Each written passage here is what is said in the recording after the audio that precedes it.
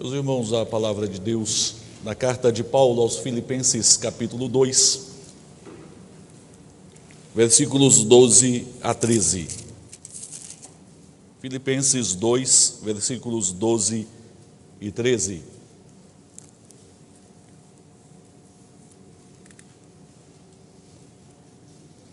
Assim, pois, amados meus, como sempre obedecestes não só na minha presença, porém muito mais agora na minha ausência, desenvolvei a vossa salvação com temor e tremor, porque Deus é quem efetua em vós tanto o querer como o realizar, segundo a sua boa vontade.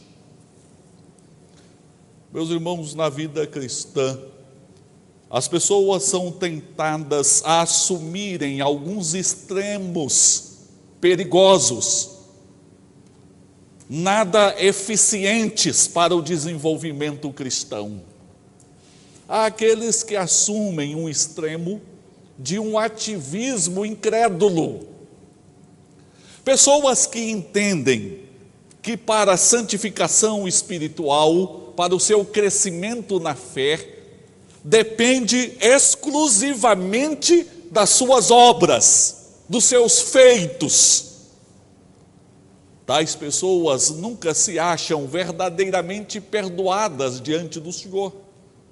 Sempre parece haver um fardo sobre os ombros destas pessoas. Porque se tudo depende só das obras delas, elas chegarão à conclusão de que nunca estarão à altura da glória e da santidade de Deus. Por outro lado, há pessoas que assumem um outro extremo, que eu chamo de uma passividade também incrédula. São aquelas pessoas que, embora conhecendo as Escrituras, são passivas diante de Deus, esperam que Deus trabalhe por elas, resolva todos os seus problemas, e elas não têm nenhuma resposta, nenhuma atitude, nenhum comprometimento. São extremos perigosos.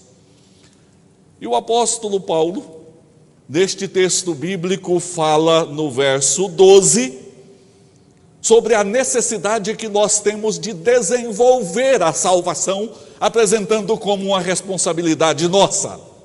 E quando chega no verso 13, ele mostra Deus operando na nossa vida, dizendo que é Deus quem opera o querer e o realizar. É importante, irmãos, nós entendermos o tema salvação na Bíblia. Nós podemos compreender salvação na Bíblia olhando o aspecto passado, presente e futuro. Olhando o aspecto passado, todos aqueles que foram regenerados pelo Espírito Santo, convertidos ao Senhor, foram salvos pelo Senhor, porque Cristo os justificou, os declarou justos na presença dele, visto que o Senhor Jesus pagou o preço na cruz, derramou o seu sangue para justificá-los, para torná-los justos. Estes que pela fé receberam a Jesus, passaram pelo processo da conversão, foram redimidos pelo Senhor, reconciliados com Deus. Portanto, na vida daqueles que creem, a salvação já aconteceu, como o Senhor Jesus disse a Zaqueu: hoje houve salvação nesta casa. Uma obra realizada pelo Senhor na vida daqueles que estão em Cristo Jesus. Mas a Bíblia fala de salvação também em termos futuros. Quando nós definitivamente seremos aperfeiçoados na glória com Jesus, Seremos livres de toda influência do pecado e livres de toda espécie de mal presente neste mundo, aperfeiçoados para habitarmos com o Senhor. É a salvação no sentido da glória. Mas nós podemos pensar também na salvação que está operando hoje, na vida daqueles que foram salvos pela graça em Cristo, esta obra realizada pelo Senhor na vida dos convertidos. Hoje, nós lidamos com a realidade da presença do pecado, das tentações, das nossas fraquezas, das nossas limitações, e nesse sentido, nós precisamos ser salvos do poder do pecado hoje, para uma vida santificada ao Senhor. E é nestes termos que o apóstolo Paulo está falando neste texto bíblico, quando ele nos chama a desenvolver a salvação, algo presente na vida daqueles que creem. Ele estava se dirigindo à igreja de Filipos, portanto a pessoas convertidas, salvas, mas que precisavam desenvolver a salvação no sentido de se verem livres do poder do pecado, dos efeitos do pecado na vida, de buscar um amadurecimento na fé, um crescimento espiritual diante de Deus. E meus irmãos, este aspecto da salvação é chamado também de santificação espiritual. A santificação espiritual é o processo que Deus está trabalhando na vida dos convertidos, aperfeiçoando o caráter cristão deles, lhes dando crescimento na fé, os livrando de diversos pecados, os tornando mais parecidos com o Senhor Jesus Cristo, nos livrando de hábitos pecaminosos, de atitudes pecaminosas, nos dando crescimento espiritual. E é sobre este assunto que o apóstolo Paulo está falando nestes 2 versículos e que nós propomos falar com os irmãos nesta noite. Nós temos aqui um convite do Senhor à nossa santificação.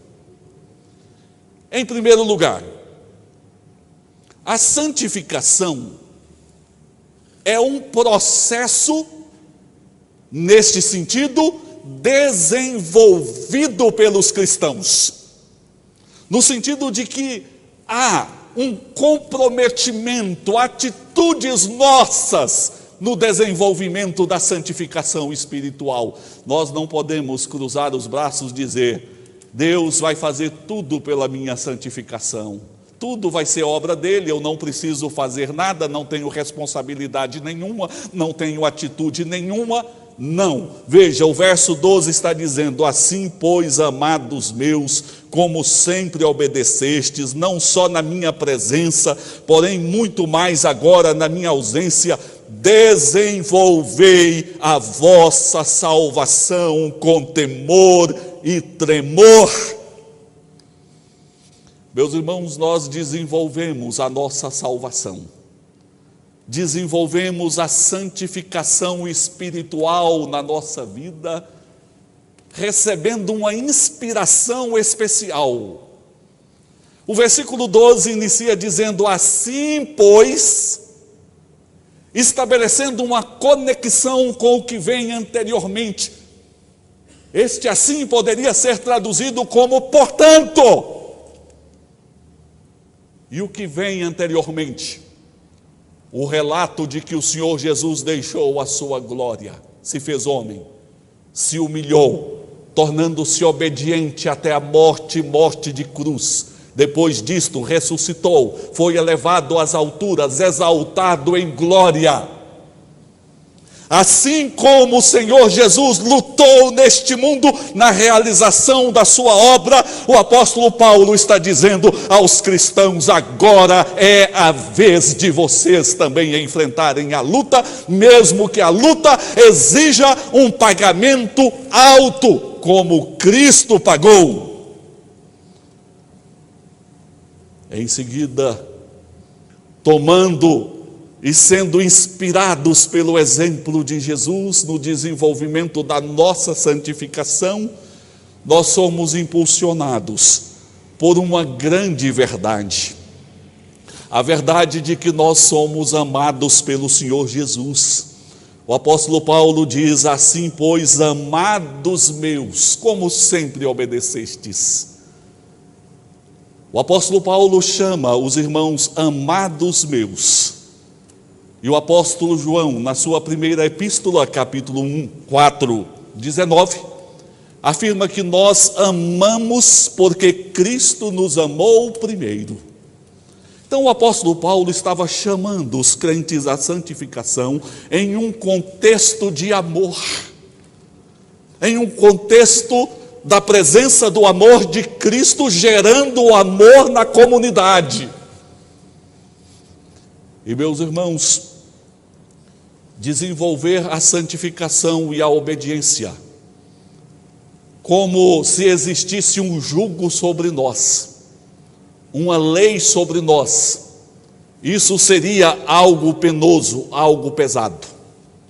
Mas quando a palavra de Deus nos chama a desenvolver a santificação, está falando em um contexto onde perdura o amor de Cristo, porque fomos amados pelo Senhor Jesus, respondemos ao amor de Jesus, oferecendo a nossa vida em obediência ao Senhor. Meus irmãos, o cristão obedece ao Senhor com louvores, com gratidão no coração, reconhecendo o amor de Cristo em um ambiente de verdadeiro amor diante do Senhor. E neste ambiente de amor nós nos posicionamos em obediência, como o apóstolo diz assim: pois, amados meus, como sempre obedecestes. Quando falamos obediência, nós falamos não em desenvolver uma religiosidade conforme as tradições que vêm dos homens. Nós não falamos em uma prática religiosa impulsionada pelos nossos sentimentos, pelo que nós achamos que é certo, pelos nossos conceitos, mas obediência indica que existe o estabelecimento de princípios e normas que não procederam dos homens, que procedem do Senhor, e nós as recebemos como palavra do Senhor. E foi assim que a igreja de Filipos se posicionava em obediência, recebendo o que procedia do Senhor, prontos a obedecer. Meus irmãos, nós obedecemos a palavra do Senhor, deixando a comodidade de nossos lares para nos reunirmos no templo, para cultuarmos, para adorarmos, porque a palavra nos ensina a adorar. A palavra nos ensina a meditar, a orar. A palavra nos ensina a deixarmos os caminhos e as inclinações pecaminosas da nossa carne, para ouvirmos ao Senhor, porque o Senhor estabeleceu caminhos mais altos para nós andarmos. Portanto, desenvolvemos a santificação quando nós nos dispomos a obedecer ao Senhor. E nessa prática de obediência nós assumimos os recursos que o Senhor mesmo disponibiliza a nós. O apóstolo Paulo se dirige aos amados da igreja de Filipos, os chamando a obedecer. E o apóstolo Paulo disse: vocês obedeceram na minha presença, e certamente vocês vão obedecer na minha ausência. Quando o apóstolo Paulo estava com eles, o apóstolo Paulo os orientou, os consolou, os apontou o caminho, os chamou a emendar os seus caminhos nos momentos de transgressões. Mas agora o apóstolo estava distante. Mas o apóstolo estava certo, que mesmo à distância, os irmãos, os crentes de Filipos continuariam obedecendo, porque o Senhor disponibiliza recursos que nós precisamos, porque conosco está o Espírito Santo. Conosco está a oportunidade de orarmos, mesmo no recinto da nossa intimidade, individualidade diante do Senhor. Existe, irmãos, o recurso da palavra, onde nós buscamos o alimento para a nossa vida. O recurso do culto, onde nós apresentamos ao Senhor as nossas vidas. Meus irmãos, a santificação precisa ser trabalhada e desenvolvida por cada um de nós. Temos aqui um chamado à santificação das nossas vidas, seguindo o exemplo de Jesus, inspirados neste exemplo de Jesus, em um contexto de amor, de obediência, fazendo uso dos meios que Deus deixou para cada um de nós e desenvolvendo a salvação com temor e tremor, como o apóstolo Paulo ensina aqui.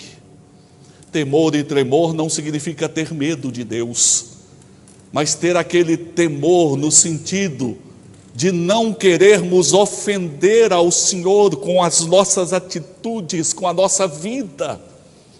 Creio que um exemplo muito apropriado é José do Egito. Quando a mulher de Potifar tentou seduzi-lo, como que ele respondeu? Ele respondeu que não poderia pecar contra Deus. Havia no seu coração temor para com o Senhor. E é neste sentido que o apóstolo Paulo diz: desenvolva a sua salvação com este temor no coração, por causa do amor a Deus, porque não querem ofender a Deus. Às vezes as pessoas se preocupam muito com o comportamento, em termos do julgamento das pessoas, o que as pessoas vão pensar de mim. Mas, irmãos, a nossa santificação precisa ser desenvolvida por causa do temor para com Deus, porque nós não queremos ofender ao Senhor. O apóstolo Paulo, dirigindo-se à igreja de Corinto, igreja que era composta por irmãos que tinham suas fraquezas, suas lutas, que enfrentavam também tentações e deficiências na fé, o apóstolo Paulo disse: não sabeis vós que os que correm no estádio, todos na verdade correm, mas um só leva o prêmio? Correi de tal maneira que o alcanceis. Todo atleta em tudo se domina, aqueles para alcançar uma coroa corruptível, nós, porém, a incorruptível. Assim corro também eu, não sem meta, assim luto não como desferindo golpes no ar, mas esmurro meu próprio corpo e o reduzo à escravidão, para que, tendo pregado a outros, não venha eu mesmo a ser desqualificado. 1 Coríntios 9, 24 a 27. Meus irmãos, o apóstolo Paulo, mais do que ninguém, tinha plena consciência de que a sua salvação era pela graça de Deus, e que ele fora justificado pela fé diante de Deus. Mas o apóstolo disse que diariamente ele lutava como um atleta, que ele esmurrava o seu próprio corpo, no sentido de se submeter, de buscar e de lutar, para que, pregando o evangelho a outros, ele próprio não fosse desqualificado diante do Senhor, pela sua falta de santificação. Nós estamos vivendo aí dias dos Jogos Olímpicos, e quantos atletas que lá estão passaram anos se preparando, com renúncia, com esforço, na busca da conquista de alguma medalha, mesmo que corruptível. Nós buscamos, irmãos, não medalha corruptível, mas uma coroa incorruptível. E o apóstolo coloca aqui a necessidade nossa de empenho, de foco, de renúncia, de luta da nossa vida cristã. Precisamos de atitudes contra o pecado que nos assedia, atitudes diante das tentações que estão à nossa volta, atitudes de culto ao Senhor, atitudes na busca do alimento da palavra e da oração. Nós precisamos de atitudes na busca do nosso crescimento espiritual, de sermos preparados para a obra de Deus, na realização da obra do Senhor. Meus irmãos, a santificação é algo que precisa ser desenvolvido por nós, que exige atitudes nossas, mesmo que haja um preço a pagarmos. É por isso que o apóstolo Paulo, antes de falar para desenvolvermos a salvação, faz uma conexão com a humilhação de Jesus, com o preço que Jesus pagou, nos chamando a olhar para Jesus e, sendo inspirados em Jesus, colocarmos a nossa vida diante do altar do Senhor para servi-lo. Temos um chamado de Deus nesta noite, que é o chamado para a santificação. A santificação é desenvolvida por nós e nós precisamos de atitudes na santificação. Mas, irmãos, se nós parássemos aqui, certamente nós cairíamos em um desespero. Porque se dependesse somente das nossas atitudes, nós nos deparamos com tantas situações nas nossas vidas que são fortes e que nós não temos recursos para vencê-las.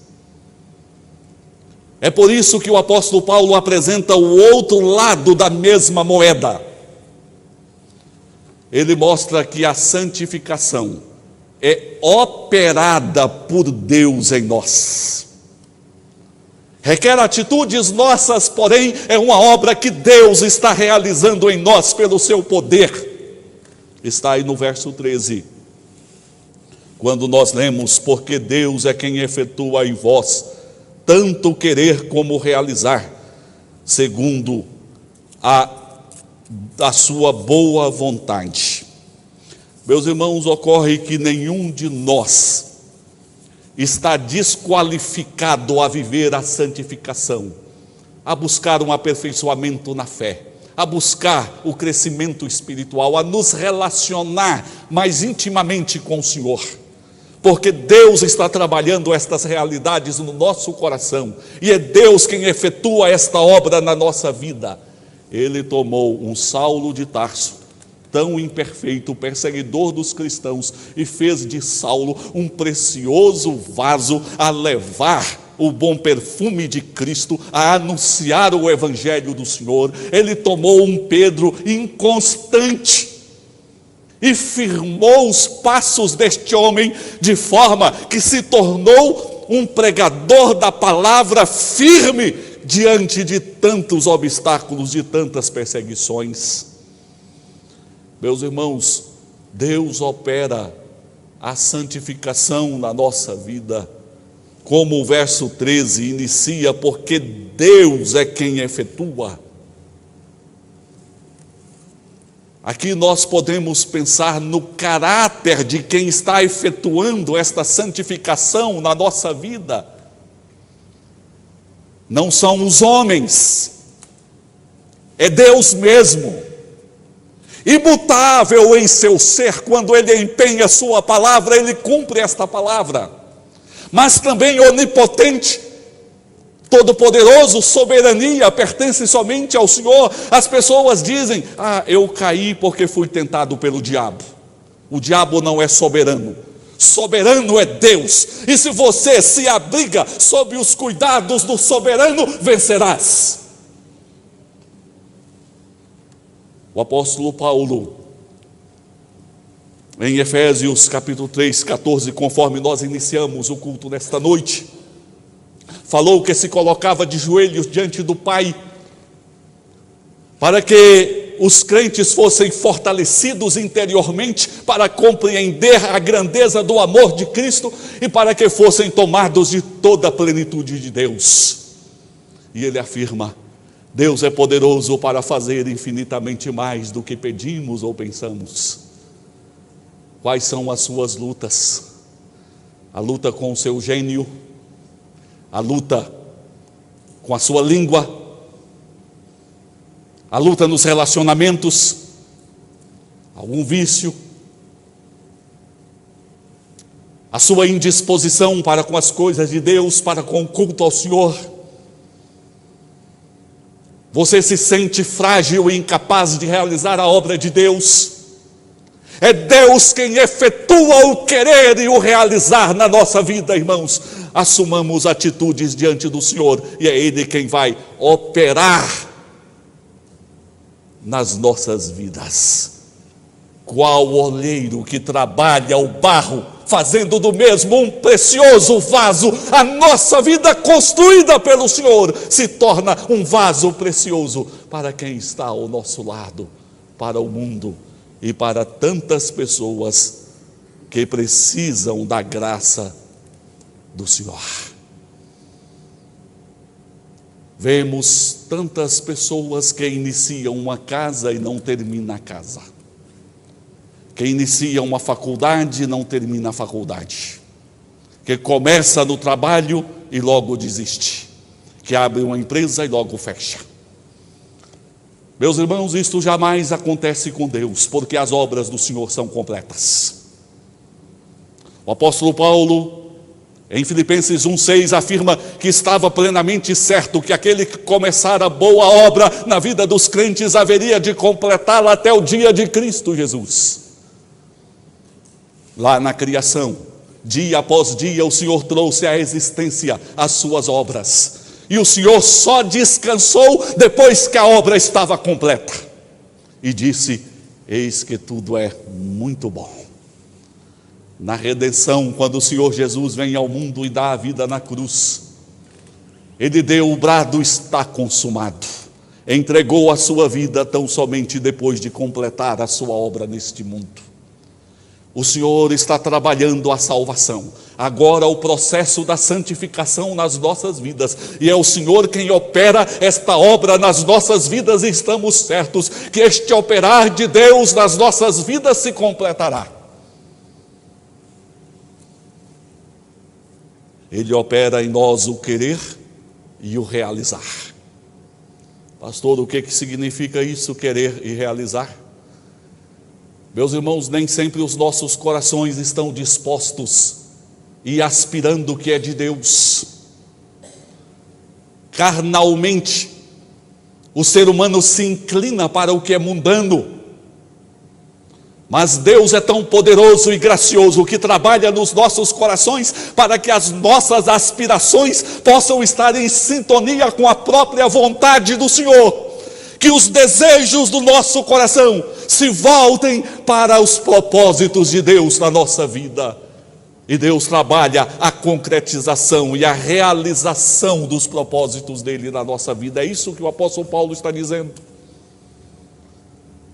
O Senhor despertou nos discípulos a disposição e o desejo de atravessarem o mar da Galileia. Eles se dedicam àquela travessia, mas enfrentam uma tempestade muito forte que os assusta, que os amedronta, que os entristece, que os desespera. Mas, irmãos, o mesmo desejo que dispôs os corações dos discípulos a atravessarem o mar, é o mesmo Deus que atuou com eles na travessia, acalmando a tempestade, devolvendo a paz e permitindo que eles chegassem à outra margem. Nós estamos atravessando os mares desta vida, enfrentando muitas vezes tempestades que nos assustam e nos entristecem. E você conhece quais são as ondas que têm batido à porta do seu coração, da sua vida, lhe assustando, lhe entristecendo, lhe preocupando. Mas esteja certo que o Deus que caminha conosco nos levará a outra margem. E a porta da glória em pé, Jesus espera os seus servos que ali serão recebidos festivamente, e o Senhor colocará a coroa na cabeça dos seus servos. Meus amados, o Senhor Jesus disse: sem mim nada podeis fazer. A salvação é uma obra que Deus está realizando nas nossas vidas. No aspecto passado, Ele já regenerou, já converteu, justificou, redimiu. E isso ninguém pode tirar. Hoje, Ele continua nos salvando do poder do pecado, do mal deste mundo, santificando as nossas vidas, mas isso requer atitude nossa também. Não cruze os seus braços dizendo: estou salvo, não preciso me preocupar com nada. Você precisa se preocupar sim, em corrigir os maus hábitos, em alinhar a sua vida à vontade do Senhor, a se livrar dos maus costumes, dos pecados. a buscar a Deus em adoração, a buscar a palavra, a buscar a oração, a lutar contra o mal, a buscar poder e graça do Senhor na sua vida, a se equipar para fazer a vontade do Senhor no hoje. Mas pastor, eu sou uma pessoa frágil, não consigo, e não consegue mesmo. Mas o poder de Deus é que opera o querer e o realizar, e Ele está presente, Ele não nos deixa desassistidos, Ele é conosco, Ele caminha com o seu povo, Ele sustenta o seu povo, renova o seu povo, equipa o seu povo, e conduz o seu povo até o final. É qual uma mina cheia de riquezas. As riquezas não foram colocadas ali pelos homens, são disponibilizadas àqueles que buscam, mas é preciso buscar, é preciso cavar, é preciso derramar suor, é preciso lutar, e você então pode achar estas riquezas e desfrutar delas. Em Cristo Jesus, Deus nos disponibiliza grandes riquezas, mas precisamos caminhar como cristãos na busca sincera e na luta árdua na presença do Senhor. Ser fiel até a morte, dar-te-ei a coroa da vida. Hino de número 132. Hino 132.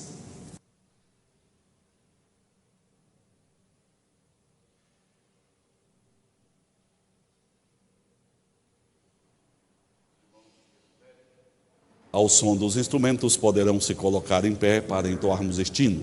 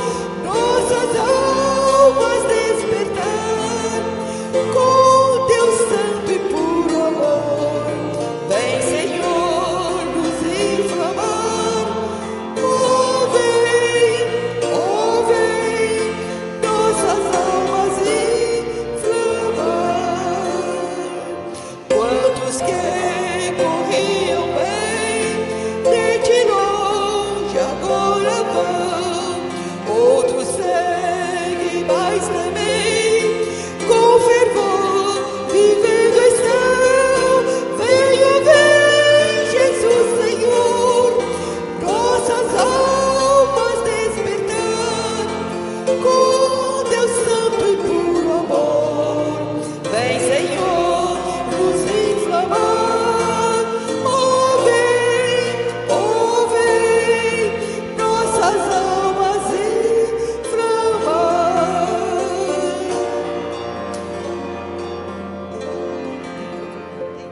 Que o Senhor nos livre do comodismo na fé. Desenvolvei a salvação com temor e tremor. Pai, nós te damos graças porque alimentados pela palavra do Senhor nesta noite. Agradecemos pelos momentos maravilhosos de culto e apresentamos a Ti as nossas vidas pecadores que precisam da Tua graça, da Tua direção, das operações do Senhor em nossas vidas, santificando-nos, operando o querer e o realizar em nós. Guia-nos, Pai, nesta noite, prepara-nos para esta semana, que os nossos passos sejam dirigidos pelo Senhor, que a Tua bênção se faça repousar sobre os nossos queridos irmãos que se acham enfermos, que possamos vê-los aqui entre nós cultuando ao Senhor. Nós pedimos a Tua bênção e que o Senhor leve cada um de nós em paz. Oramos em nome de Jesus, que a graça do Senhor Jesus, que o amor do Pai, que a comunhão e as consolações do Espírito Santo estejam convosco hoje e sempre. Amém. Amém.